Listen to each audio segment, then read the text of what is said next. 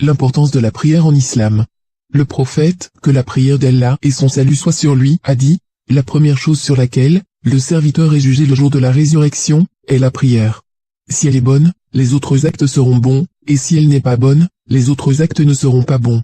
Il a dit également, le fils de Adam n'a pas pratiqué une chose qui est meilleure que la prière, que de réconcilier entre les gens et que le bon comportement. La purification. Il faut d'abord faire les ablutions avec le plus grand soin, elle comprend la purification du corps, des vêtements, et du lieu où la prière est accomplie. La purification du corps se fait par l'un des deux moyens suivants. Le premier, le lavage rituel, en cas d'état d'impureté majeure, c'est-à-dire après l'éjaculation, le coït, les règles ou écoulement sanguin après l'accouchement. Le lavage consiste à se verser de l'eau sur tout le corps et les cheveux avec intention à se purifier. Le second, les ablutions. Le prophète, paix et salut sur lui, a dit, Dieu n'accepte la prière de l'un d'entre vous s'il est en état d'impureté, que lorsqu'il fasse ses ablutions. L'ablution sèche. L'ablution sèche est symbolique, puisqu'elle ne ressemble pas à l'ablution normale. Elle est utilisée dans les cas suivants. Par peur de tomber malade à cause de l'eau. L'utilisation de l'eau aggraverait la maladie. Le fidèle n'a qu'une quantité d'eau suffisante pour boire. Le fidèle ne trouve pas d'eau. Il est permis de faire le tayammum par la terre pure et tout ce qui est tiré de la terre comme le sable, la pierre, et le gypse. Remarque, l'ablution sèche doit être renouvelée avant l'accomplissement de chaque prière. Le tayammum est annulé par ce qui annule les ablutions. Il n'y a aucune différence entre les femmes et les hommes dans la façon de prier, sauf évidemment l'habillement, ainsi que la lecture, doit être toujours à voix basse concernant la femme. On doit se concentrer durant la prière, et éviter ce qui distraire. On ne doit pas commencer une prière alors qu'un repas est déjà servi, ou qu'on a envie de satisfaire un besoin naturel. Nous allons commencer. L'orientation vers la Kaaba. Après la purification complète du corps et du lieu, le musulman s'assure qu'il est bien l'heure de la prière, et se rédige en direction de la Qibla vers la mosquée sacrée de la Mecque. Celui qui ne connaît pas l'endroit de la Qibla à cause d'un nuage ou d'une obscurité, doit demander à une personne pour la lui indiquer. S'il ne trouve pas de personne à qui demander, il peut faire une jurisprudence personnelle, et exécuter sa prière sera comptée. Il ne doit pas la refaire même s'il s'aperçoit après de sa faute ou s'il se rend compte de sa faute pendant la prière, il se tourne vers l'endroit juste sans couper sa prière. Remarque, les musulmans ne prient pas pour la Kaaba. Elle est simplement le point central vers lequel les musulmans se tournent pour prier, ce qui signifie que les musulmans partout dans le monde sont comme la circonférence d'un cercle qui a un unique centre. La Kaaba est un symbole et non un objet d'adoration en lui-même.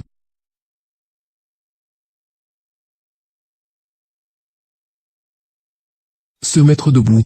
Se tenir debout est un devoir dans la prière, mentionné dans le Coran, d'après les traditions prophétiques et l'unanimité des savants, mais sauf pour ceux qui en sont incapables.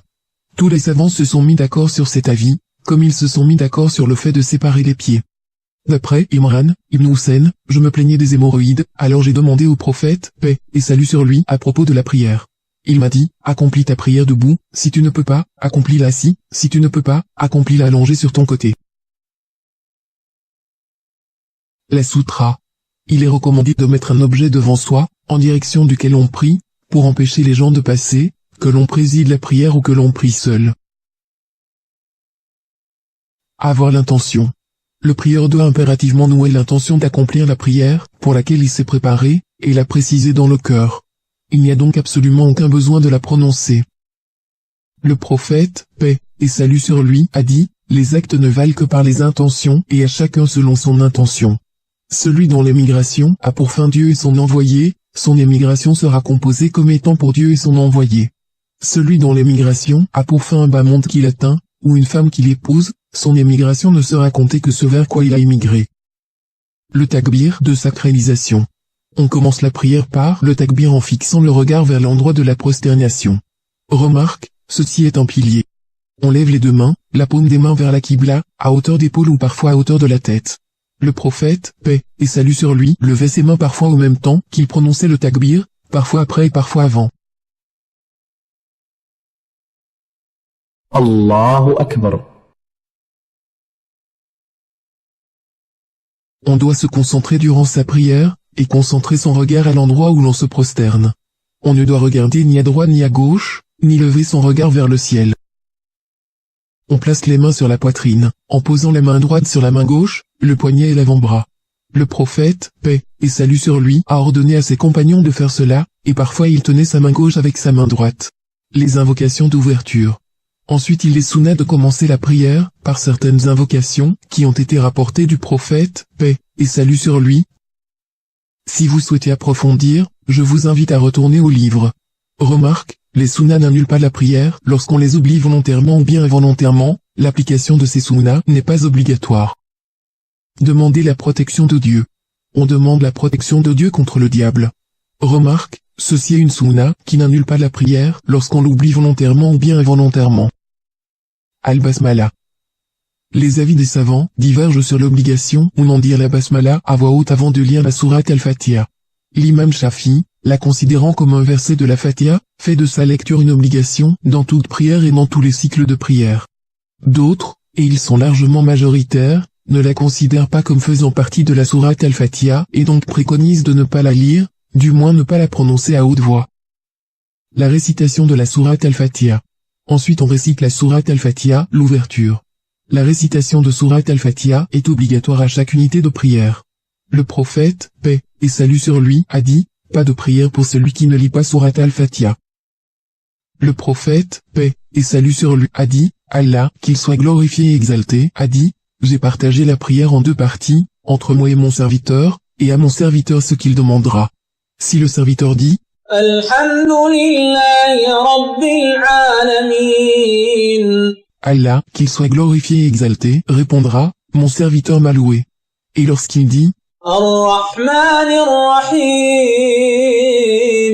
Allah, qu'il soit glorifié et exalté, lui répondra, mon serviteur me fait des éloges.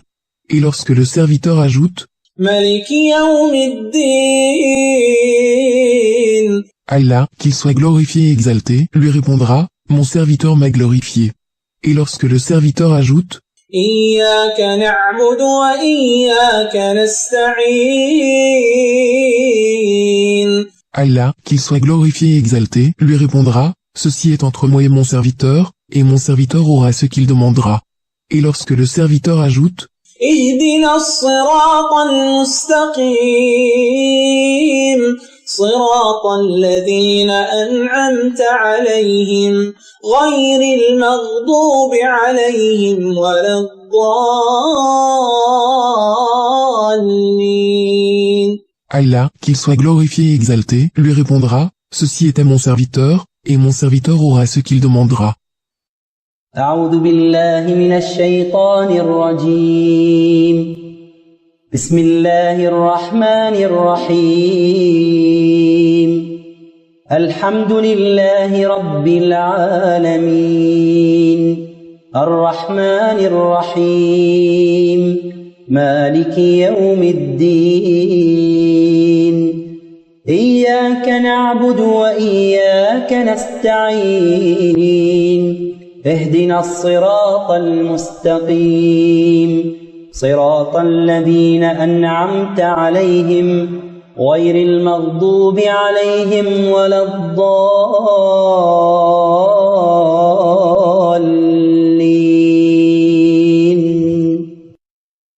Dire Amin. Il est de la sunna que chaque exécuteur de la prière, qu'il soit imam, priant derrière l'imam, ou priant seul de dire Amin après la récitation de sourate Al-Fatiha. Le prophète, paix et salut sur lui, l'a dit à haute voix dans la prière faite à haute voix, et à voix basse dans celle faite à voix basse.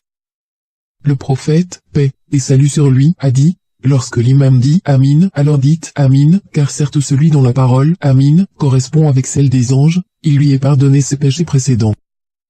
Lire de ce que l'on peut du Coran. Il est sunna de réciter une autre sourate, ou quelques versets, après Al-Fatiha, dans les deux premières unités. Remarque, la récitation se fait à voix haute lors de la prière du l'aube, et des deux premières unités de la prière du coucher de soleil, et de la nuit. Et à voix basse durant la prière du midi, et de l'après-midi, la troisième unité de la prière du coucher de soleil, et les deux dernières unités de la prière de la nuit. Bismillahirrahmanirrahim. قل هو الله أحد الله الصمد لم يلد ولم يولد ولم يكن له كفوا أحد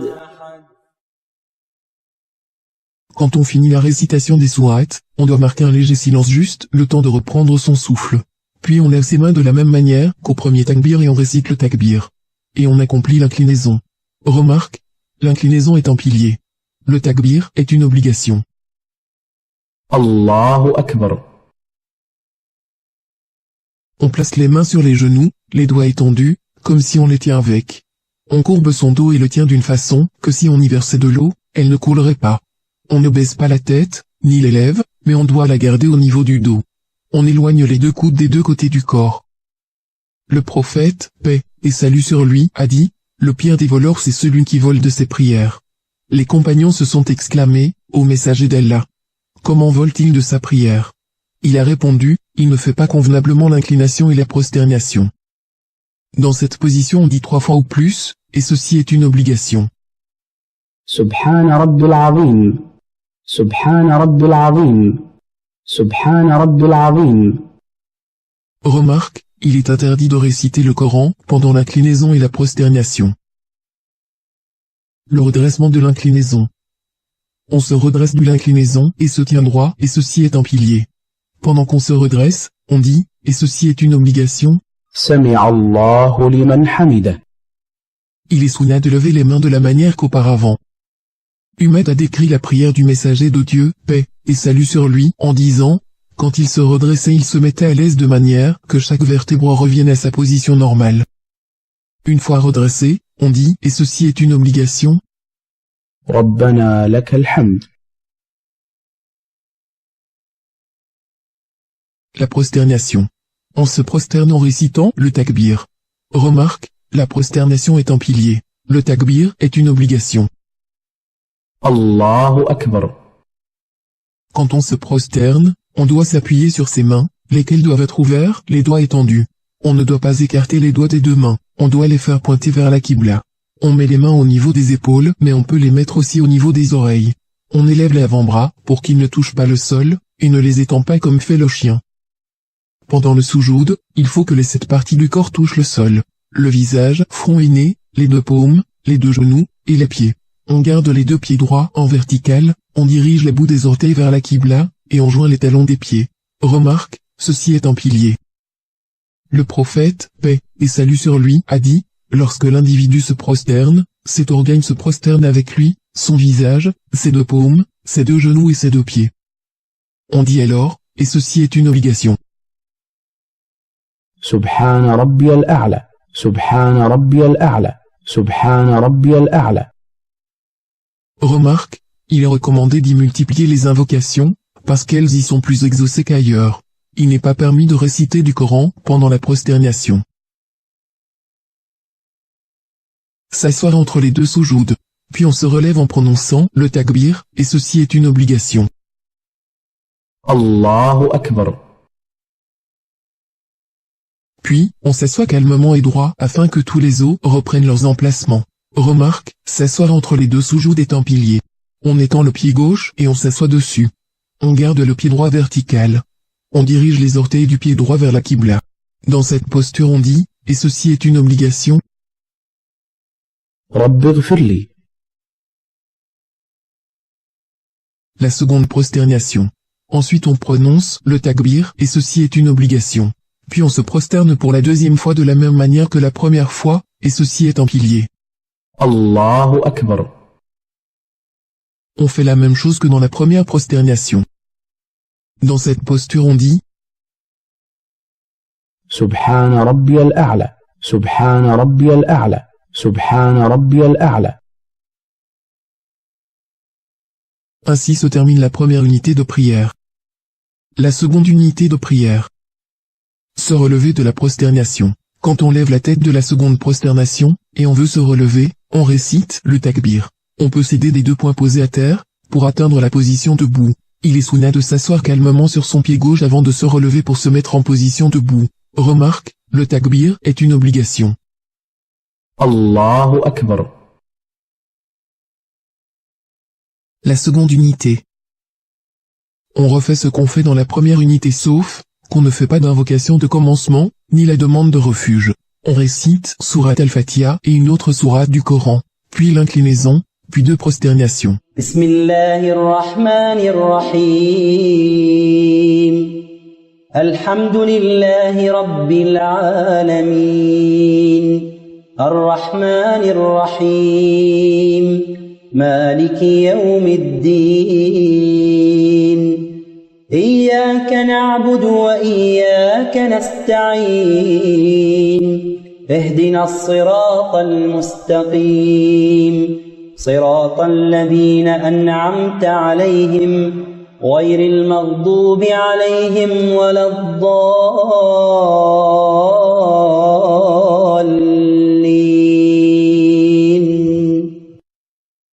بسم الله الرحمن الرحيم قل أعوذ برب الناس ملك الناس إله الناس من شر الوسواس الخناس الذي يوسوس في صدور الناس من الجنة والناس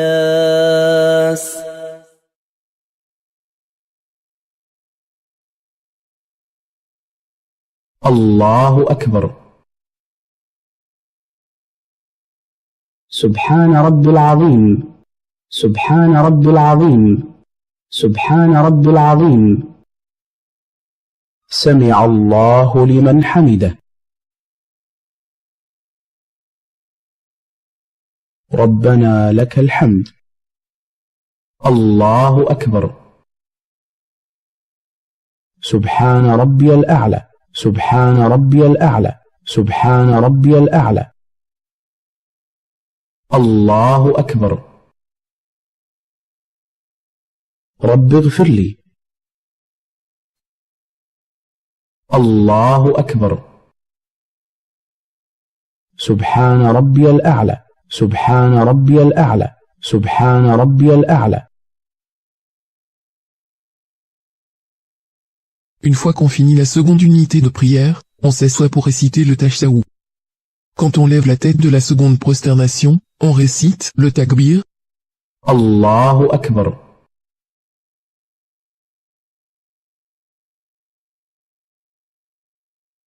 On s'assoit de la même manière qu'à la posture d'entre les 2 prosternations. On met sa main, paume, droite sur la cuisse et le genou droit, et l'extrémité de l'avant-bras droit sur la cuisse sans l'en éloigner. Et on étend la main gauche sur la cuisse et le genou gauche. On plie tous les doigts de la main droite en plaçant le pouce tantôt sur le majeur, et tantôt sur l'index pour ainsi former un cercle. On étend et pointe avec l'index vers la Qibla.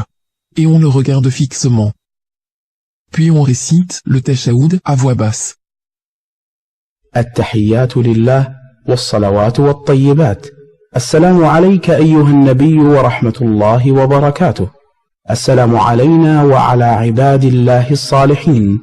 أشهد أن لا إله إلا الله وأشهد أن محمدا عبده ورسوله.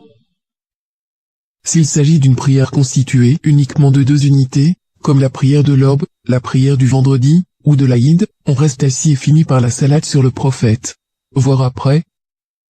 Mais s'il s'agit d'une prière constituée de 3 unités, comme la prière du coucher du soleil, ou de 4 unités, comme les prières du midi, de l'après-midi et de la nuit, dans ce cas, on se relève tout de suite après le premier tashahhud en récitant le takbir.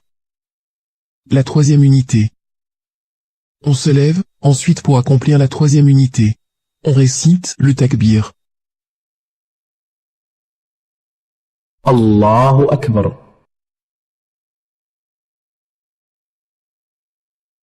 On refait la même chose que dans la première et la 2e unité, sauf qu'on ne doit pas réciter une 2e sourate après la Fatiha. Remarque, la récitation de la sourate la Fatiha se fait à voix basse, dans la 3e et la 4e unité.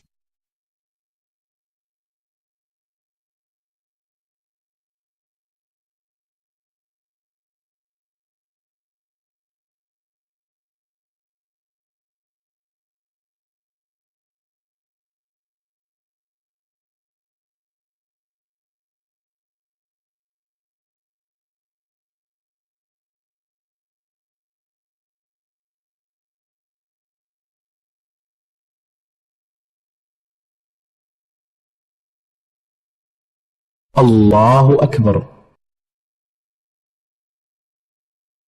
سبحان رب العظيم. سبحان رب العظيم. سبحان رب العظيم. سمع الله لمن حمده. ربنا لك الحمد. الله أكبر. سبحان ربي الأعلى. سبحان ربي الأعلى. سبحان ربي الأعلى. الله أكبر. رب اغفر لي. الله أكبر. سبحان ربي الأعلى. سبحان ربي الأعلى. سبحان ربي الأعلى. S'il s'agit d'une prière constituée uniquement de 3 unités, comme la prière du coucher de soleil, on reste assis et finit par la salade sur le prophète et le salam. Voir après. Mais s'il s'agit d'une prière constituée de 4 unités, comme les prières du midi, de l'après-midi et de la nuit, dans ce cas, on se relève tout de suite après la seconde prosternation de la 3e unité, en récitant le takbir. Allahu Akbar. La 4e unité. On refait ce qu'on a fait dans la 3e unité. On récite Surat al-Fatiha, puis l'inclinaison, puis 2 prosternations.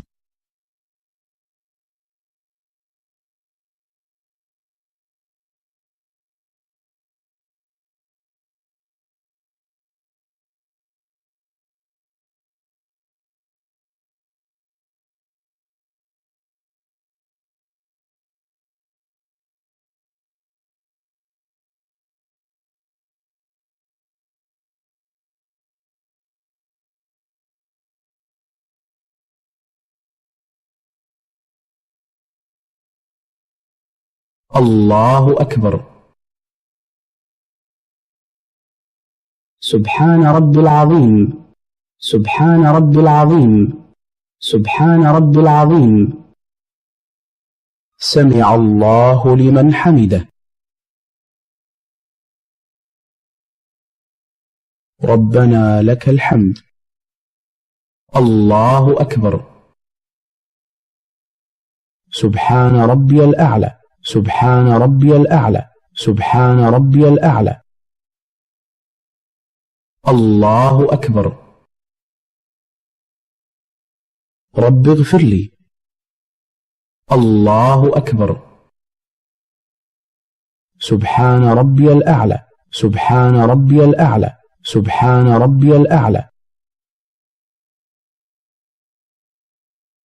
Une fois qu'on finit la 4e unité de prière, on s'assoit pour réciter le tashahoud final. Quand on lève la tête de la seconde prosternation, on récite le takbir. Allahu Akbar.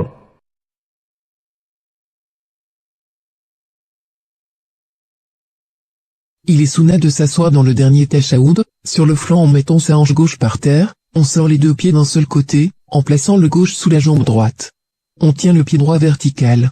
On tient le genou gauche par la main gauche en s'en servant comme appui. On plie tous les doigts de la main droite en plaçant le pouce tantôt sur le majeur et tantôt sur l'index pour ainsi former un cercle. On étend et pointe avec l'index vers la qibla. Et on le regarde fixement. Puis on récite le tashahoud à voix basse. التحيات لله والصلوات والطيبات. السلام عليك أيها النبي ورحمة الله وبركاته.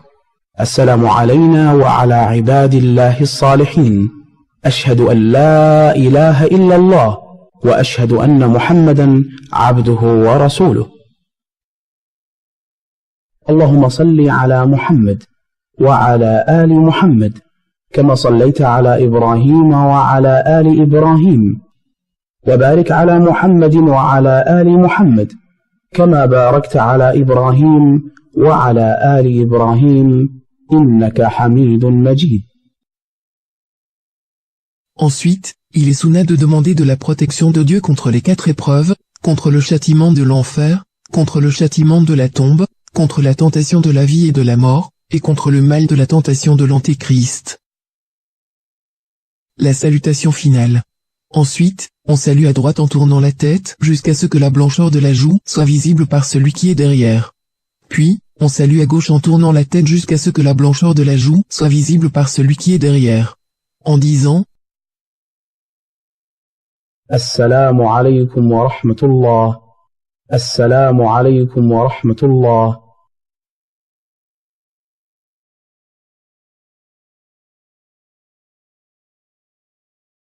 Après la prière, on peut prolonger encore un peu le recueillement en faisant des invocations. Le messager de Dieu, paix et salut sur lui, a dit, celui qui a un besoin vis-à-vis de Dieu, qu'il en fasse la requête après chaque prière prescrite.